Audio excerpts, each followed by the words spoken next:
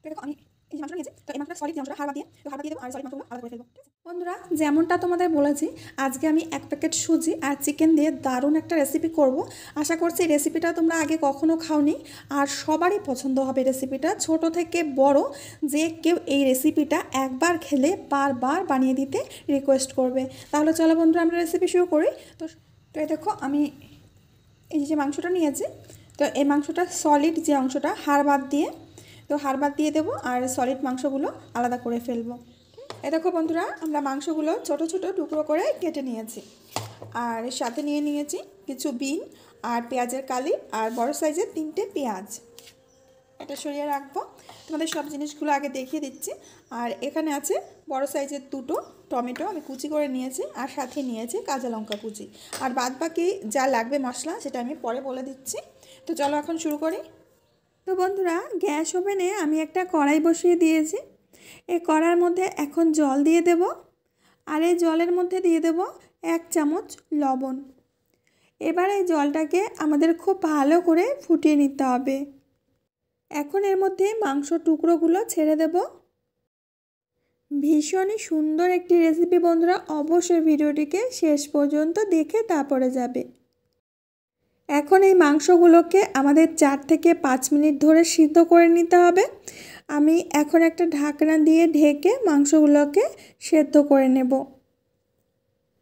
তো বন্ধুরা, 4 থেকে 5 মিনিট হয়ে গেছে। এখন আমি ঢাকনাটা খুলে একটু নেড়ে চেড়ে মাংসগুলো জল থেকে তুলে নেব। আর মাংসগুলো খুব সুন্দরভাবে সিদ্ধ হয়ে গেছে বন্ধুরা, তোমরা দেখলেই বুঝতে পারছো। গ্যাস ওভেনে আমি একটা ফ্রাই প্যান বসিয়ে দিয়েছি। এর মধ্যে আমি আন্দাজ করে 2 চামচ মতো তেল দিয়ে দেব। তেলটাকে প্রথমে গরম করে নিতে হবে। এখন এই গরম তেলের মধ্যে প্রথমে দেব পেঁয়াজ কুচি। পেঁয়াজটাকে আমি একটু বড় বড় করেই কুচি করে নিয়েছি, এরকম বড় করেই কুচি করে নিতে হবে। তো বন্ধুরা, এখন পেঁয়াজটাকে একটু হালকা করে ভেজে নিতে হবে। যখন দেখবে পেঁয়াজগুলো একটু নরম হয়ে আসছে, তখন এর মধ্যে দিয়ে দিতে হবে প্রথমে বিন কুচি। তোমাদের হাতের কাছে যদি বিন না থাকে তাহলে ক্যাপসিকামও দিতে পারো। দিয়ে দেবো লঙ্কা কুচি। এখন এই উপকরণগুলো হালকা হাতে এইভাবে নেড়েচেড়ে একটু ভেজে নেব। এখন এর মধ্যে দিয়ে দেব টমেটো কুচি আর পেঁয়াজের কালোগুলোও দিয়ে দেব। তো বন্ধুরা, সমস্ত সবজি আমাদের দেওয়া হয়ে গেছে। এখন সবজিগুলো একসঙ্গে ভেজে নিতে হবে। তো এর মধ্যে এখন দিয়ে দেব পরিমাণ বুঝে লবণ। এবার লবণটা দিয়ে একটু নেড়ে চেড়ে হালকা করে ভেজে নিতে হবে। এখন এর মধ্যে যেটা দিতে হবে সেটা হলো টমেটো সস। এখানে 2 চামচ মতো টমেটো সস আমি দিয়ে দেব।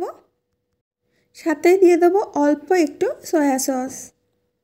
আমাদের সবজির টেস্টটা কিন্তু অসাধারণ হবে।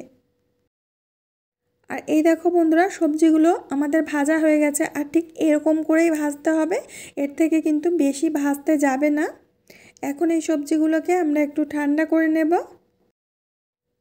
এবার আমাদের 1 বাটি জল দিতে হবে ফ্রাই প্যানের মধ্যে।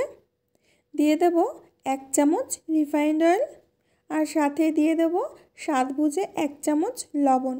এখন এই জলটাকে একটু গরম করে নিতে হবে। এখন আমরা সুজি দিয়ে দেবো উপর থেকে। সুজি দিতে থাকবো আর অনবরত নাড়তে থাকবো, না হলে কিন্তু সুজিগুলো দলা পাকিয়ে যাবে। আর এই সময় গ্যাসের আঁচটাকে লো করে রাখবে, না হলে কিন্তু নিচে থেকে পুড়ে যেতে পারে। গ্যাসের আঁচটাকে লোতে রেখে আমাদের সুজিটাকে খুব সুন্দর করে রান্না করে নিতে হবে। আর ধীরে ধীরে দেখবে যে সুজিটা এরকম একটা ডোয়ের আকার নিয়েছে।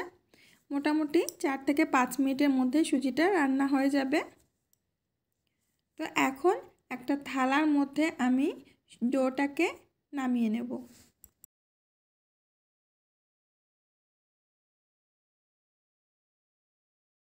এখন বন্ধুরা, গরম গরম অবস্থায় সুজিটাকে আমাদের মেখে নিতে হবে। একেবারে ঠান্ডা হয়ে গেলে তখন সুজিটা শক্ত হয়ে যাবে, মাখতে আমাদের সমস্যা হবে। এর জন্য গরম গরম অবস্থায় মেখে নিতে হবে। আর ধীরে ধীরে দেখো একটা ডো আমরা তৈরি করে নিয়েছি, মানে সুজিটা আমাদের মাখা হয়ে গেছে। বন্ধুরা, এইদিকে একটা কাণ্ড ঘটিয়েছি। আমি যে মাংস সিদ্ধ করে রেখেছিলাম আর যে সবজিগুলো ভেজেছিলাম তো একসঙ্গে নিয়ে আমি মেখে নিয়েছি। মানে ক্যামেরাটা যে অফ ছিল আমি বুঝতেই পারিনি যে ক্যামেরাটা অফ ছিল, আমি মনে করেছি যে ক্যামেরাটা চলছে। তো অফ অবস্থায় আমি এইভাবে সবজি আর মাংসটাকে মিশিয়ে নিয়েছি।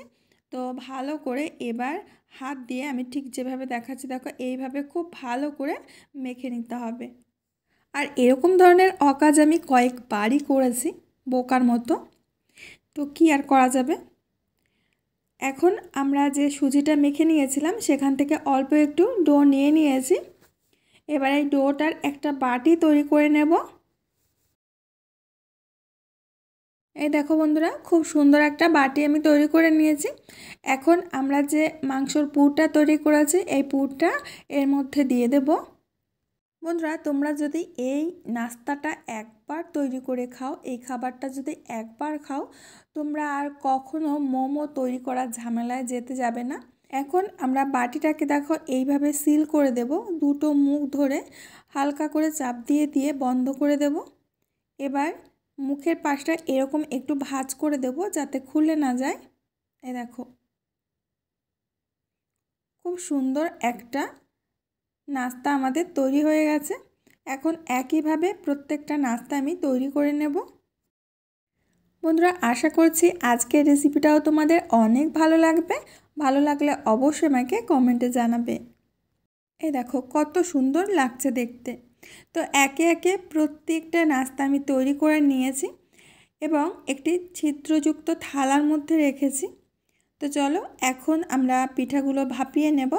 এর জন্য আমি আগে থেকে জল জাল হতে দিয়েছি আর এই জলের উপরে আমরা থালাটা ধরে দিয়ে দেব আর ঢাকনা দিয়ে ঢেকে আমরা পিঠাগুলোকে ভাপিয়ে নেব 5 মিনিট ধরে। তো বন্ধুরা, পিঠাটা আমাদের সিদ্ধ করে নেওয়া হয়ে গেছে। এখন নামিয়ে নেব। একটু গরম আছে থালাটা, খুব সাবধানে ধরে নামাতে হবে। আর দেখো দেখতে কত সুন্দর লাগছে। এই দেখো কত সুন্দর লাগছে, দারুণ লোভনীয় হয়েছে। এখন একটা প্লেটের মধ্যে আমি সাজিয়ে দিচ্ছি। আমি কথা দিচ্ছি বন্ধুরা, তোমরা যদি এই নাস্তাটা একবার বানিয়ে খাও দেখবে যে বারবার বানিয়ে খেতে ইচ্ছা করবে। আর পিঠার উপর দিয়ে আমি কিছু ধনে পাতা দিয়ে দিচ্ছি, সাজিয়ে দিচ্ছি যাতে দেখতে সুন্দর লাগে। তো বন্ধুরা, দেখতেই পাচ্ছ যে কত সুন্দর হয়েছে আর দেখেই কিন্তু খেতে ইচ্ছা করছে। এখন আমি একটা পিঠা তোমাদের কেটে দেখাচ্ছি। এ দেখো একদমই কিন্তু নরম তুলতুলে। এটা তোমরা যে কোনো চাটনির সাথে খেতে পারো বা চাটনি ছাড়াও খেতে পারো, দুর্দান্ত স্বাদের হয়। বন্ধুরা, আশা করছি আজকের রেসিপিটাও তোমাদের অনেক ভালো লেগেছে। ভালো লাগলে অবশ্যই আমাকে কমেন্টে জানাবে। আজ এখানেই বিদায় নেব, আবার দেখা হবে নতুন রেসিপির সাথে। সবাই ভালো থেকো, সুস্থ থেকো আর সকলকে সুস্থ রেখো।